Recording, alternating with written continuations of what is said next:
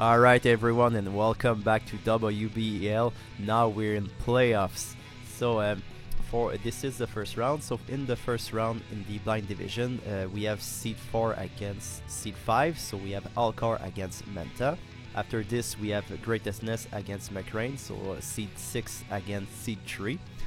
On the Enthusiast division, seed 4 against seed 5, we have Iceheart against Esvar, and seed 6 against seed 3, we have Kayson against Rem 9. So we have the best of the best, the cream of the cream going one against another. We are pretty excited to shoutcast this.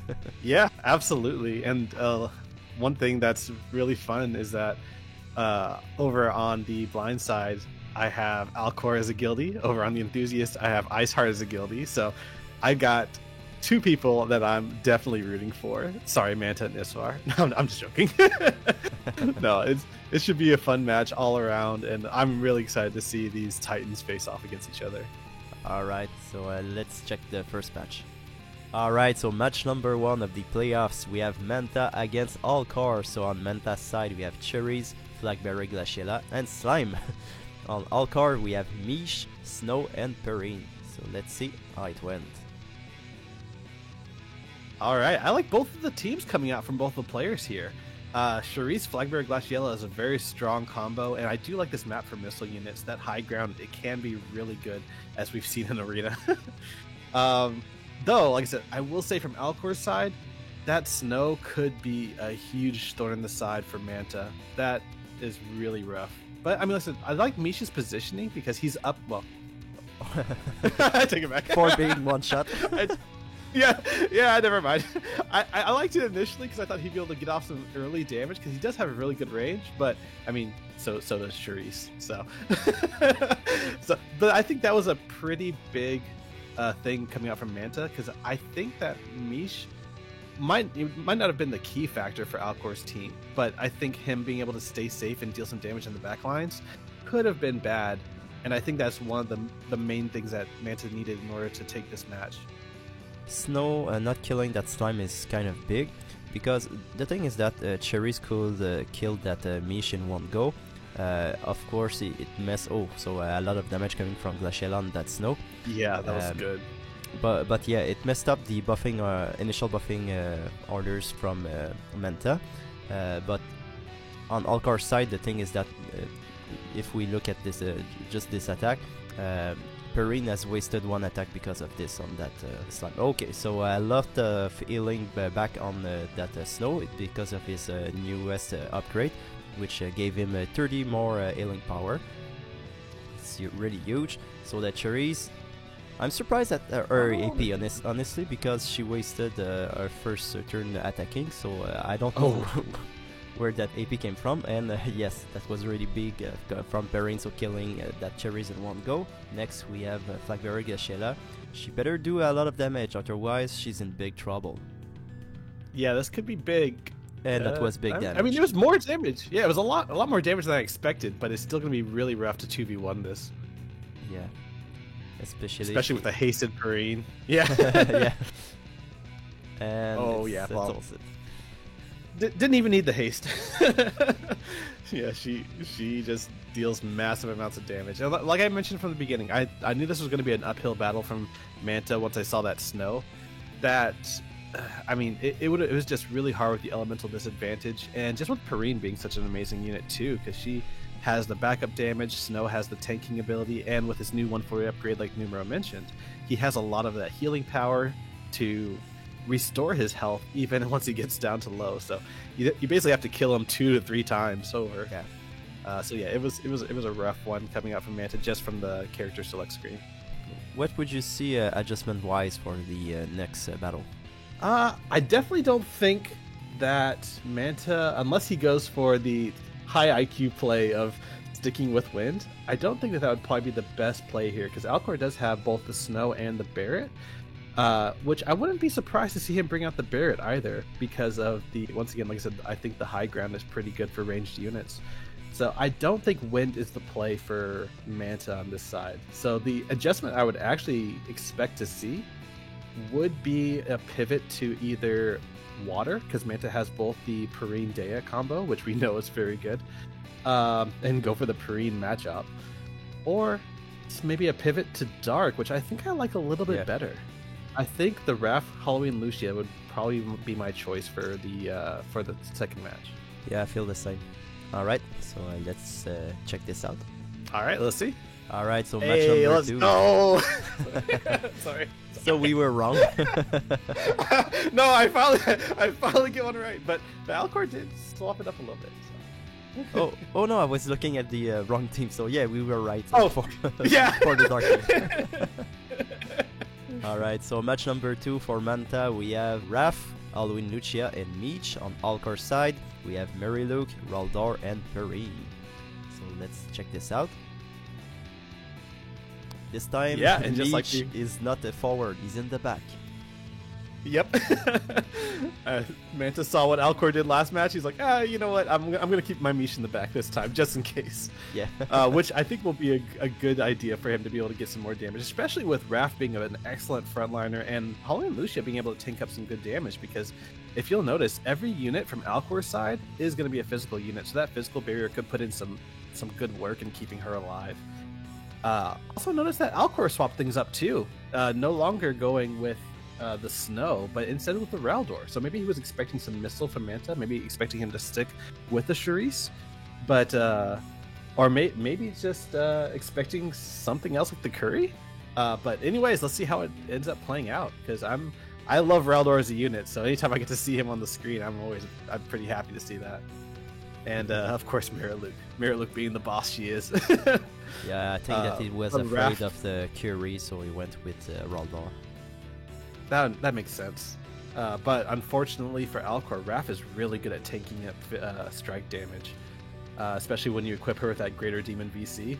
I mean, she did about as much damage to them as they did to her, so yeah, that's not a great start for Alcor, especially with Perrine being so late to the fight here. At least that Raldor is packing up a punch, and he recovered some HP, which was really great. So there. Oh no! Mish one-shotting that Raldor. Oh, it was really bad. Yeah, I knew Raldor was weak to magic. I thought he was gonna live at least one hit, but that I guess not. I mean, Halloween Lucia hasn't even really gotten to play this match. Now she comes in and so Frog on that Mariluk killing her. At least that pairing is very bulky. So let's see if she. And I think that she doesn't have a barrier break, right? I don't believe so. I don't remember, but I don't think so. That's maybe tough on Alcor. And CT down. Yeah. So we have... But like you said, this Perrine is tanking incredibly well. Yes. Even magical damage. So let's see. Okay, so about 5k. Oh, wow. At least she has her heal back, but because of the CT down, Raph can lap her. So release from life, not much damage at least. And she stood still, so that means Perrine can get a big AoE here. Yes. Oh. Whew. Oh, but she had re-raised. Yeah, I think that might be the nail. Because I already thought Halloween Lucia would have enough, but even if she's just barely off, I think Raph should be able to clean it up here. Yeah, because I was like, I knew she probably had enough with the follow-up. Okay, so that was a really great adjustment coming from Manta. That Mish killing that Raldor, man, it was really rough. Yeah, that was real rough. Because like I said, that's why I was surprised to see Alcor switch off from the Snow. Because now that I take a look at the costing, I see why he did that. Because I think Alcor wanted to go with the full strike team, and Snow is a 90 cost unit. So if he wanted to be able to use Mariluk as well, he had to go with the Raldor. So I think Alcor just wanted to go full strike, which is why the Raldor was brought out instead of the Snow. But like I said, I did really like his initial team. I thought the Perrine Snow worked out very well, especially with Manta not really having... I mean, he does have Mish, don't get me wrong. We saw that Mish put in the work, but he doesn't really have fire units outside of the Mish, so I think the Perrine Snow could be a good one to bring back. Do you think we'll see Raph and Machari next fight? You know, I would not be surprised to see it. You know what? I think we will. I think it's either going to be returned to the first team with Perrine, Snow, Mish, or it'd be a Raf Mashari Mish team. I'm leaning towards the Raf Mashari. All right, so let's check if we were right.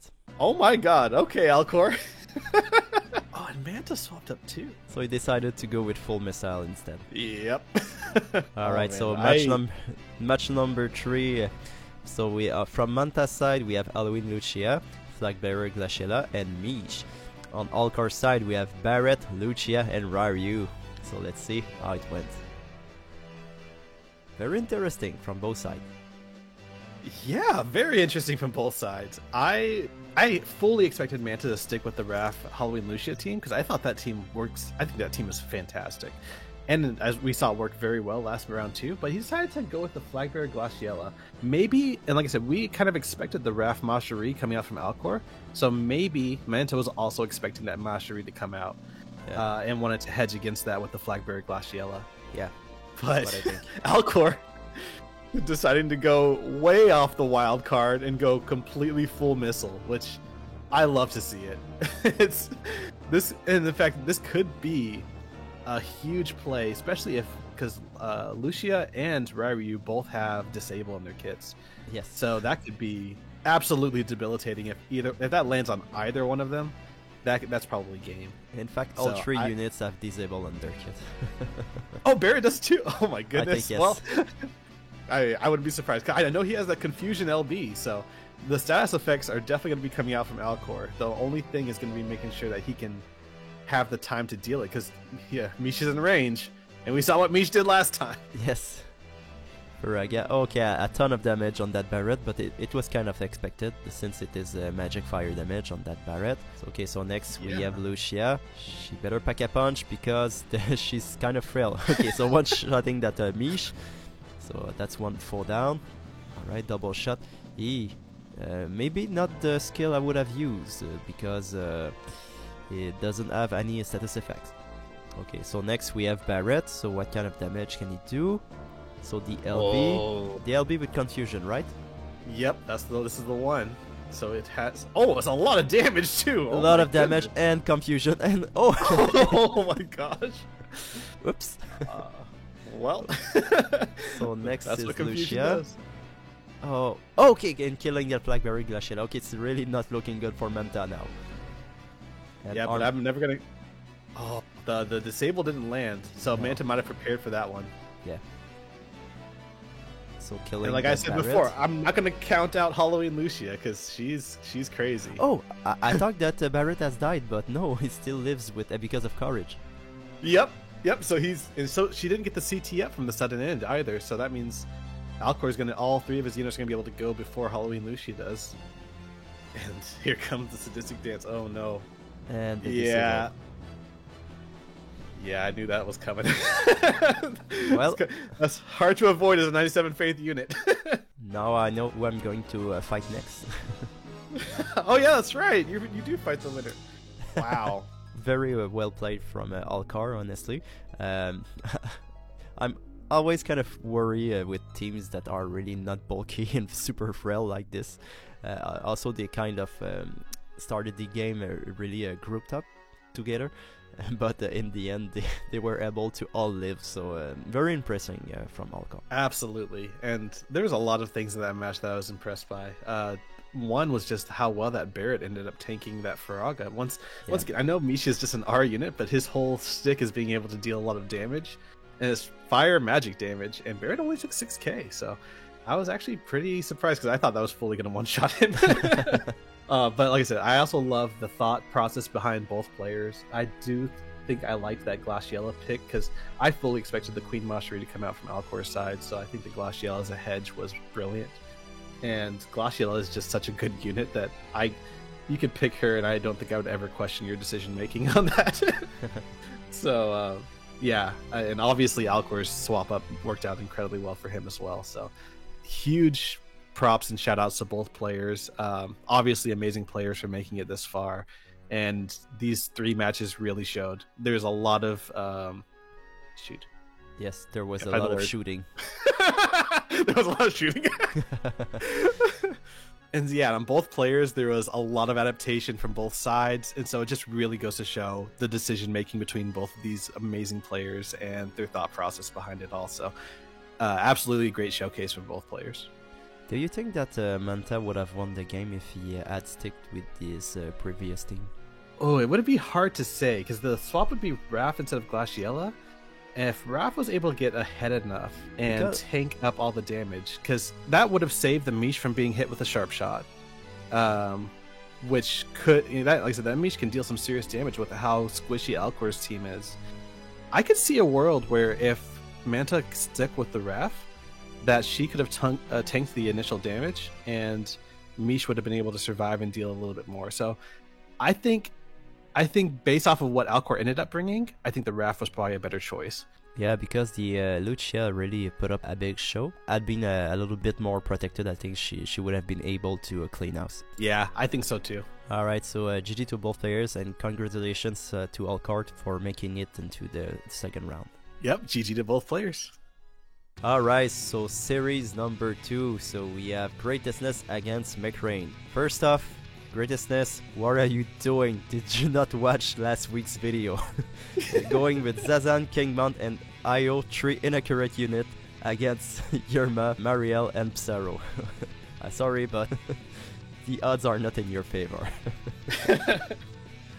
I have to agree, but like I said, anything can happen in this game. I don't know, there could be something, but I mean, seeing Psaro come off with that evasion buff right off the bat, Keen Blade, so he's going to be able to get some more buffs off before Greatestness even has a chance to act. This will be... And Greatestness is probably already in range with maybe even King Mont? Okay, nope. Thankfully not King Mont, so he can get his buff off. But definitely Zazan, because Zazan can reach across the map. Okay, so no Charm Berserk Stop coming out from McRain. But like I said, it's just going to be the evasion. And that's... pretty well... Whether or not Greatestness can hit... So we have Steel. Oh! Okay. Okay. That is already this. So Marielle, what kind of level of damage can she do against it? Oh! She disabled Psaro! What did I tell you? Anything can happen. But I mean, still, it won't matter if he still can't hit. But yeah.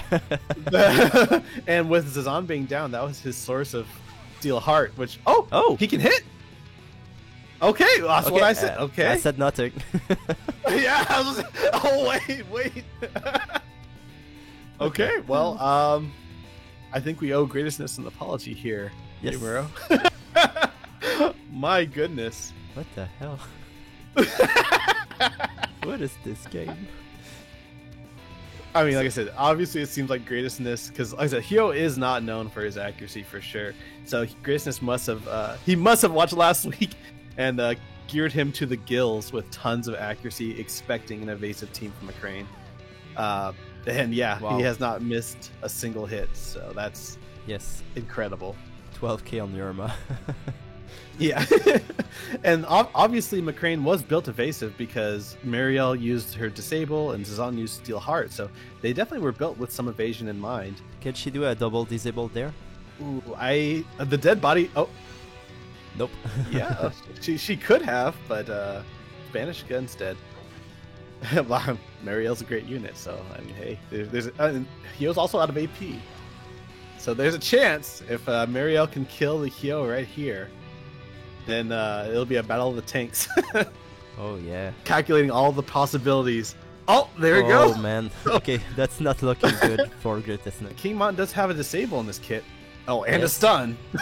But he has 2 AP and Marielle has 100.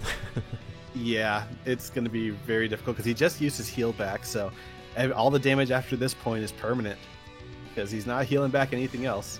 Oh, Chicken Blade! Wait. So the Bravery Down is going to help the damage race, but I want to see, please let him become a chicken for me. I need to see this. If that happens... I don't know. I feel like I'll need to Venmo Greatestness or Venmo McRain some money. Well, it's possible. Oh, actually, I think she only has one last usage of Chicken Blade left. So, I'm not sure if that's enough to meet the threshold to turn him into a chicken, but I sure hope it is. Oh, But yeah, like I said, it's still coming down to the wire. Oh, no chicken. I was hopeful, but I think the stun Okay, so is we have a huge. stun. Okay, that fight is really, really close. It's so incredibly close. Maybe it's going to go to turns. I Because think it will. yeah, because Marielle is going to go out of AP anyway, I assume. Man, I'm on the edge of my seat right now. Like, oh wait, she had another use. Chicken! Yes. Oh, No, this is great. Oh my god, and she should be able to get one last hit in, which should take her above the threshold. Yeah, so it goes to turns, but McCrane's gonna win it. Oh my god. I am losing my mind. I am. I don't know. Words can't express it, man. I am. Yeah. It took every bit of self-restraint for me to not scream into the mic. I've never seen I've never seen a chicken happen in an actual PvP match before. So this was. What the a hell complete was dream. that match, man? Honestly, I don't know. I'm sorry, Greatness. No, I owe Grizzlies a huge apology because, like I said, Yeah. because like I said, Hyo is not known for being an accurate unit. His accuracy is not great. Yeah. But Graciousness knew this, and Graciousness knew that McCrane was very likely to bring an evasive kind of team, and so I cannot fathom a world where Hyo was not built to the gills with Alex Ring and all kinds of other accuracy boosting effects to be able to hit McCrane's units, and he was able to hit them and hit them hard. That damage coming out from Hyo was impressive. Yes. If Marielle did not get that last hit off onto that Hyo with the Mind Crusher, he definitely would have taken that game right there.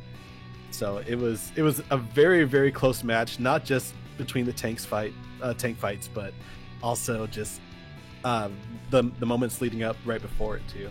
It was one of the best fights I'd seen in a while. Yes. The thing is that Greatness also got really, really lucky with that Steel Art, and after this, the Disable. Otherwise, I think that it would have been really one-sided, but in the end, it ended up being a really exciting match. That's a very good point. Yeah, that initial Steel Hardened to Disable was not something I ever would have predicted. This was a complete clown fiesta. I don't know a better way to put it. It was hilarious. It was entertaining, and I loved every moment of it. What would you see like adjustment for the next fight? Oh man, I was actually thinking the Cloud. I was thinking maybe a Hyo Cloud, because Greatness has proven that he can build his Hyo accurate enough to be able to hit McCrane's units, and I think a Hyo Cloud Greatsword team wouldn't be a bad idea against McCrane's lineup. I would go for that. I wouldn't be surprised to see that at all. Yeah, and McCrane also pretty susceptible to bring back Sadali and Lightning. I guess that's why Greatness didn't went for Miranda too. Yeah, that's one of the things I was looking at, because the elemental matchup's a little difficult here, because the Sadali I feel like Sadali or Yerma I feel like is pretty strong from McCrane's side. But Greatness has the Reagan and the Gilgamesh, so it's very scary to bring either of those units. Like I said, McCrane brought the Yerma this time around, so he obviously wasn't too afraid of them. But they are a lingering threat from Greatness. And same thing with on McCrane's side, he has the fire units for those ice units. So it's a bit of a back and forth where the fire, ice, wind is kind of scary to bring. Alright, so let's see if any of those players has made any adjustment. Alright, so wow. match number 2 between Greatness and McCrane. So we have Murmur, Miranda, and Reagan. And on McCrane's side, we have Zazan, Lightning, and Sadali. So as expected. Okay. Yeah, I am very surprised to see like I said, the Sadali and Lightning is expected, but like I mentioned in the post match, there are the ice units from Greatness, so I was a little surprised to see him actually go with the wind, and Greatness showing that he's not afraid of the fire units from McCrane's side, because he is bringing out the Reagan. He does look like he's hedging a little bit, because he did also bring the Miranda, just in case he did bring Visaro or Regalia Glaciella. But I do like this team coming out from Greatness. I think this is a really solid team and covers a lot of McCrane's units. It's not too bad, because we have ice against wind, but we also have lightning against water. So there's not any of those two players that have the edge because of this. Yeah, and once again, I expect that we're in for really exciting match once again. These two powerhouse players just duking it out. I don't expect to see a one-sided match here, do you? No, I don't think so, but... Okay, Water God Dispeller. Alright, so the sleep only landing on the Zazan, so it's kind of bad. So next we have Murmur, Stonaga. Okay. But one thing, it did also remove the re-raise from lightning that was put on there from Sodali, which was huge. Oh, yeah, true. Okay, so Reagan's going next. I hope she, for him... Okay, no, he's not in range. Oh no, Okay. that's really bad because now there's 2 AoEs coming. Okay, but sadly he's not in range. Okay, so Lightning, let's hope for Greatness that she doesn't have the damage. Spell Spread. Oh, one-shotting that Miranda. Definitely does. Oh my goodness. And killing the Murmur. Okay, that's really not looking good for Greatness right now. But sadly is still not in range. Alright, so Reagan's going next. Wizzy going into it. So those two, Mountain Dive, not killing that lightning is really huge because... that is huge. Yeah. Life Siphon. Oh wow. Okay, at least he has the EL back. Okay, so now Sadly, finally in range, and huge damage on that ice unit, so that's really bad for him. And arm shot. Yeah, unfortunately, that Reagan doesn't have reflex, so... Oh, wow. Wow. Okay.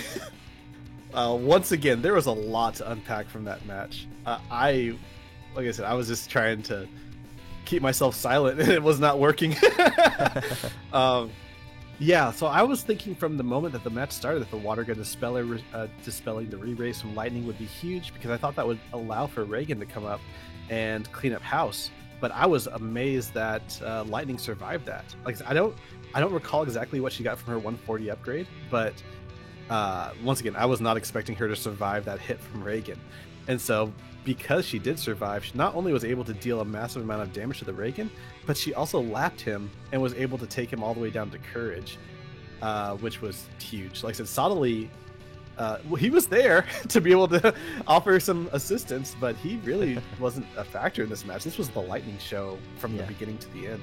Yeah, Lightning has always been kind of bulky against physical, so I'm not really surprised. The thing I'll say is that on Greatness side, the fact that all 3 units started really close one to another, and on that very spot, it allowed McCrane to be able to just kill all of his unit. I didn't see that Miranda going for fast cast too. Yeah, I think she was kind of built to be, or designed to be a bit more offensive on this match, because I think Murmur was casting the fast cast. But yeah, I think that if Reagan did have the fast cast at the end there, because he would also take less damage from the follow-up from Lightning, because that's single target, and he also would have the haste, so he wouldn't have been lapped. It definitely would have been a very different fight. Absolutely. Because I do think if Reagan was able to kill, if that Lightning was just a little less bulky and that Reagan was able to kill her with that one attack, I think this was Greatness match for sure. Because going, against Sodali, he'd have the elemental advantage, and he also has. If he was able to kill that Lightning, you'd know he'd have the damage to be able to kill the Sodali too. So I think just that little bit of damage where Lightning was able to stay alive was a big key deciding factors of this match for me. So GG to both players, and congratulations to McCrane to advancing to the second round. Yep, GG to both players. And we'll see a matchup between Turambar and McCrane. Oh, that will be a fun one to watch too. That's going to be like I said, all of this playoffs is stacked. I mean, the whole tournament was stacked. So we had a stacked tournament, and now we're getting the best of the best. So these matches have been super enjoyable. Yes. So let's check the third series.